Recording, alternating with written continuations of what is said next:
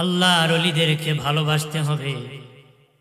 আল্লাহ বলেন, যারা আমার ওলির সাথে দুশমনি করে আমি আল্লাহ তাদের সাথে যুদ্ধ ঘোষণা করি। কি করি?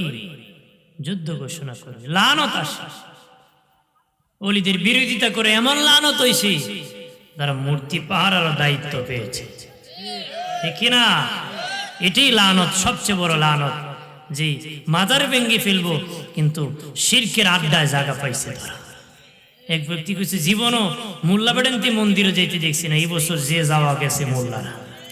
কথা হয় সিরিল ভাই কাতার ধরে ধরে খালি মন্দিরে ধরছে, ইমামতি বাদ দিয়ে মন্দিরের দায়িত্ব নিচ্ছে। কথা কন ঠিক না? এটা লানত। আল্লাহ কইছে তাদের উপর আমার যুদ্ধ ঘোষণা মানে লানত আসে। কি আসে? লানত আসে। যারা ওলি হয়ে যায় তাদের হাত, আল্লাহ বলেন, আমার কুদরতি হাত হয়ে যায়। তাদের পা আমার কুদরতি পা হয়ে যায়। তাদের জবান আমার কুদরতি জবান হয়ে যায়। তাদের কান আমার কুদরতি কান হয়ে যায়। এর ব্যাখ্যা কি? ওই ওলি আমার ইচ্ছার বিপক্ষে হাত চালায় না। আমার ইচ্ছার বিপক্ষে আমি বেজার হব তার পা হাঁটে না। আমি বেজার হব এমন কথা বলে না। আমি বেজার হব এমন কথা শুনে না। আল্লাহকে বেজার করে কোনো দিকে হাঁটেও না, বসেও না, বলেও না, শোনেও না। সুবহানাল্লাহ। জোরে কর। আমাদেরকেও এই পথে হাঁটতে হবে। আমাদেরকে এই পথে কি হাঁটতে হবে। ভাইরা আমার, খেয়াল করেন, ভালো করে। আল্লাহর ওলির দরবারে বাজি যাওয়া লাগে নাই, যাওয়ার আগে আল্লাহ জীবনের গুনাহ ক্ষমা করে দিয়েছে। সুবহানাল্লাহ বলেন না? জীবনের গুনাহ মাফ করে দিয়েছি। মিশকাত শরীফের ইস্তিগফার অধ্যায়ে একটা হাদিস এসেছে, এক ব্যক্তি 99 খুন করেছে। করে একজন ব্যক্তির কাছে যায়, ভাই আমি 99টা খুন করেছি, আমার খুনের গুনাহ ক্ষমা হবে নি? লোকটা বলে, না না, 99 খুন করেছ, কেমনে রে আল্লাহ তোরে মাফ করব? কটা খুন করছে? অনেকে বলে যাওয়া যাবে না। আর যাওয়ার আগেই নিয়ত করেছে, মাফ করে দিয়েছে। শুনে নেন ভালো করে। লোকটা বাবাজি মনে মনে বলে, যেহেতু ক্ষমা হবে না তাহলে মিল করে ফেলি, 99 রেখে লাভ কি? যে লোককে জিজ্ঞাসা করেছিল ওই লোকটা নিরপরাধী, তাকে খুন করে 100টা মিল করেছে। নাউজুবিল্লাহ। কয়টা করছে? 100।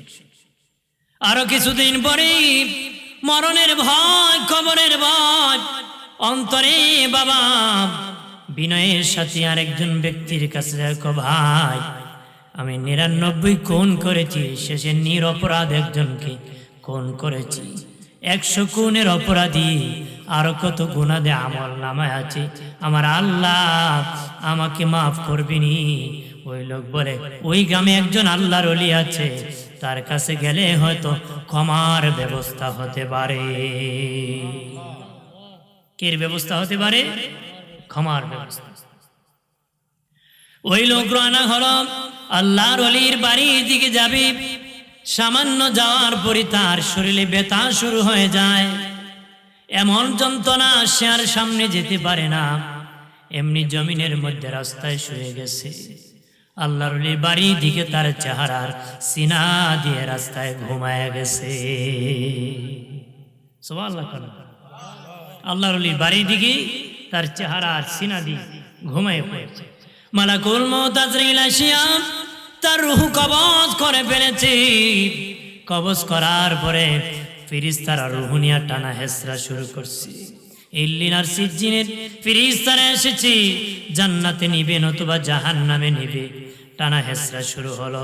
জান্নাতি ফেরেশতা বলে, না না, লোকটা ভালো কাজের উসিলায় আল্লাহর ওলির বাড়ির দিকে রওনা করেছে, আমরা জান্নাতে নিয়ে যাব। জাহান্নামের ফেরেশতা বলে, না, সে তো ওলির বাড়ি যেতে পারে নাই, তার 100 খুন আছে, আর কত গুনাহ আছে, জাহান্নামে নিয়ে যাব। ফেরেশতা দুজন তর্কাতর্কি শুরু করে দিয়েছে। আমার আল্লাহ ইলহাম করে বলেন, এ ফেরেশতারা ঝগড়া করিও না, আমি আল্লাহ স্কেল দিতেছি, তোমরা মাপ দাও।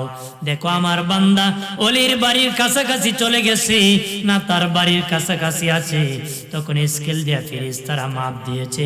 মাপ দিয়া দেখে ওই লোকটা আল্লাহর অলির বাড়ির কাছাকাছি চলে গেছে। মূলত এই লোকটা তার বাড়ির কাছাকাছি ছিল, কিন্তু আমার আল্লাহ ফেরেশতার মাধ্যমে ওলির বাড়ির কাছাকাছি নিয়ে গেছে। আল্লাহ বলেন, ফেরেশতারা রে, আমার বান্দা ওলির বাড়ির কাছাকাছি চলে এসেছি, তোরা সাক্ষী থাক। ওলির বাড়ির কাছাকাছি যেহেতু চলে আসছে, তার 100 গুণ তো মাফ করে দিয়েছি। জীবনে আরো যত গুনাহ আছে সব মাফ করে জান্নাতের মেহমান বানায় দিছি। তাহলে নিয়ত করা মারতি ক্ষমা করে দিয়েছে, রওনা করেছি, আল্লাহ মাফ করে দিয়েছে। নিয়ত করা, উসিলা নিয়ে দোয়া করা জায়েজ না নাজায়েজ? উসিলা নিয়ে দোয়া করা জায়েজ। বুখারী শরীফে বাবাজি আব্দুল্লাহ ইবনে উমর থেকে লম্বা হাদিস বর্ণিত হয়েছে। বাবাজি ভালো কাজের উসিলা নিয়ে দোয়া করা জায়েজ। আব্দুল্লাহ ইবনে উমর রাদিয়াল্লাহু তাআলা আনহু থেকে হাদিস বর্ণিত হয়েছে। আব্দুল্লাহ ইবনে উমর বলেন, 3 বন্ধু রাস্তা দিয়ে রওনা করেছে, যেতে যেতে বৃষ্টি এসে গেছে, আশ্রয় নেওয়ার মতন কোনো জায়গা নাই। পাহাড়ে উঠিয়া গুহার ভিতর ঢুকে গেছে, একটা পাথর আসিয়া গুহার মুখ বন্ধ করে দিছে। পাথর আসিয়া কি করছে? গুহার মুখ, এই বাচ্চারা উঠা পড়া করে ফেলে, গুহার মুখ কি করছে? কথা বলেন, পাথর আসিয়া তার ফুল মুখটা বন্ধ। 3 বন্ধু গুহার ভিতরে আটকা পড়ে গেছে। এক বন্ধু আর এক বন্ধুরে কয়, বন্ধু এমন জায়গায় ধরা পড়েছি রে, আল্লাহ যদি উদ্ধার না করে পৃথিবীর কেউ উদ্ধার করতে পারবে না।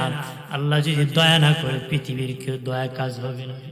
ওরে বন্ধু, কিভাবে উদ্ধার হব? দেখ, জীবনে কোনো ভালো কাজ নি করছ, ভালো কাজের উসিলা নে আল্লাহর কাছে দোয়া কর, আমার আল্লাহ হয়তো এর উসিলায় মুক্তি দিতে পারে।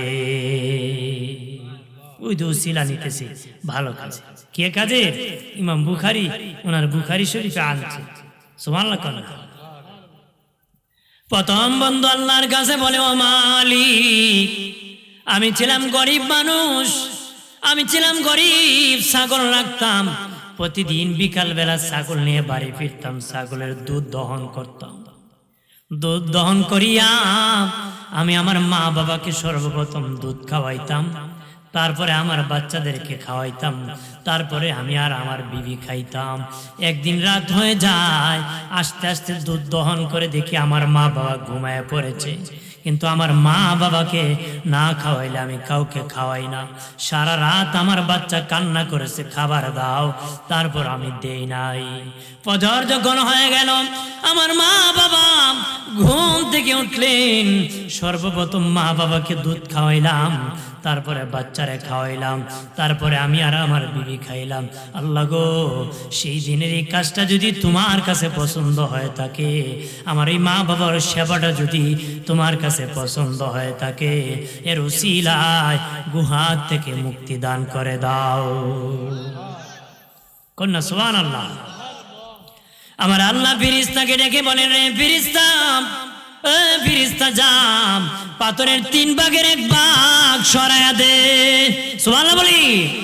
পাথরের 3 ভাগের 1 ভাগ ফেরেশতা সরায়া দিল। দ্বিতীয় বন্ধু আল্লাহর কাছে ডেকে বলে, ও মালিক আল্লাহ, আমার বাড়িতে একটা লোক কাজ করতো, সারাদিন কাজ করলে 1 পারাক চাল পাবে, মুরব্বীরা বুঝবেন 1 পারাক চাল পাবে, সারাদিন কাজ করে।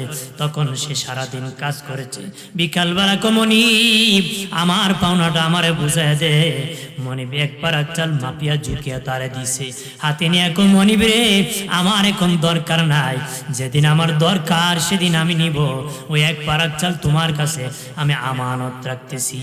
আল্লাহ গো, বহুদিন ধরে ওই লোকটা আমার কাছে 1 পারাক চাল আমানত রেখেছে, সে নিতেছে না। আমি দেখলাম ওই চালগুলা নষ্ট হয়ে যাবে, বাজারে বিক্রি করে ছাগল কিনলাম, ছাগল বাড়তে বাড়তে গরু কিনলাম, গরু বাড়তে বাড়তে গোয়াল ঘর বানালাম, রাখলাম।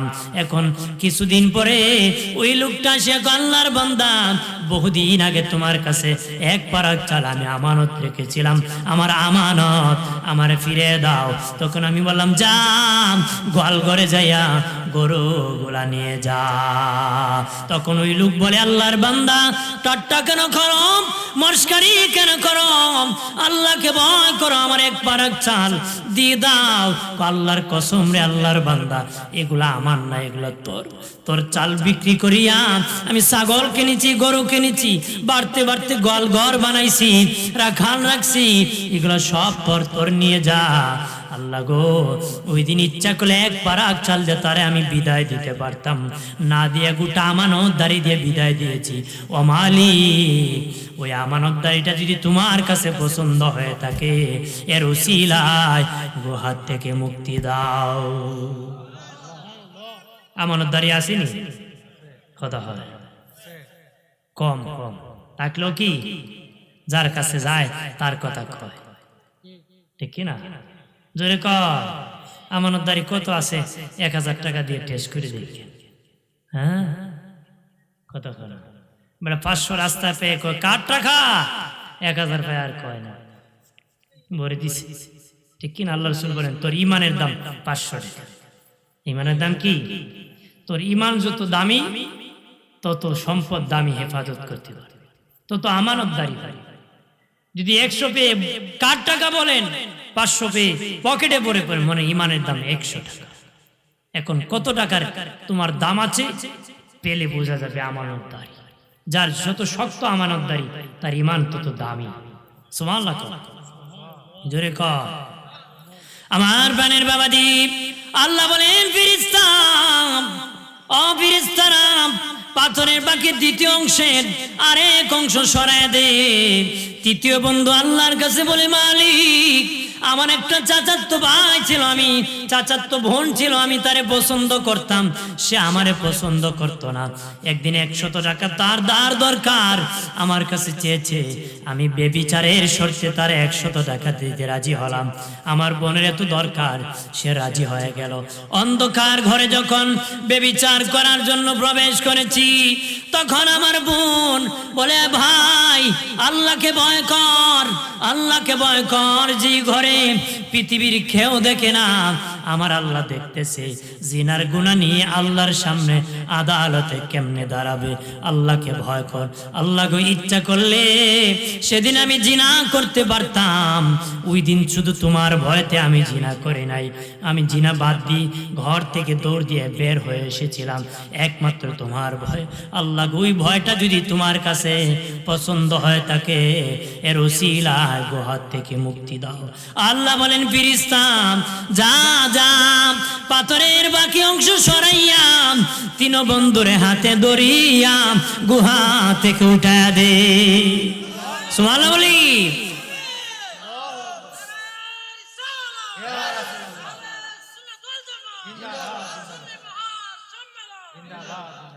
তাহলে বোঝা যায় বাবা, ও বাবাজি, মা বাবার সেবা করলে বিপদ থেকে বাঁচা যায়, আমানতের হেফাজত করলে বিপদ থেকে বাঁচা যায়, গুনাহ থেকে বাঁচলে বিপদ থেকে বাঁচা যায়, ভালো কাজের উসিলা নিয়ে দোয়া করলে আমার আল্লাহ কবুল করে। কি করে? আল্লাহ কি করে? কবুল করে ভালো কাজের উসিলা নিয়ে। তাই ওলি আল্লাহ দরবার ভালো কাজ না মন্দ কাজ? গিয়ে যদি দোয়া করেন, আল্লাহ আমার মুখ পছন্দের না, আল্লাহর ওলি তোমার বন্ধুর মুখ পছন্দ, কথা করা, আল্লাহ এর উসিলায় আমাকে মাফ করো, আল্লাহ ক্ষমা করে দিতে পারে কিনা? যেরকম আমরা কি কেউ গিয়ে মাজারে বল না, তা বাবা আমার একটা ফুলা দেও, কথা কয় না, কয় অনেকে আর কি, ওরা কয় আমরা নাকি কই, কত বড় মিথ্যাবাদী, আল্লাহর বাদ দিয়ে আমরা বলি কই, কথা কয় না, একটা মিথ্যাবাদী, তো তহমত দে মানুষের, মিথ্যাবাদীর উপর কি আল্লাহ লানত। আমরা তো কোন অলির দরবারে কেউ কে বলে না বাবা আমার একটা ছেলে দাও, আমার একটা জায়গা দাও, কয় নাকি? দোকান তো কয়, বলে আল্লাহ অলির দরবারে আসছি, উসিলা আমাকে একটু সন্তান দান করো, অথবা আমার ঋণ হাজত আছে দূর করো, উসিলা নিয়ে বলে কার কাছে? আল্লাহ। যে কয় আমরা অলির কাছে কই, একটা টাটকা মিথ্যাবাদী, কথা কয় না, কই বলে মিথ্যাবাদীর হাড্ডি, মিশা কইতে কইতে এমন কয় ধর্মের নামে, ব্যবসা তো কথা কোন ঠিক কিনা? এজন্য আমি বলি এরকম কথা আমরা বলি না।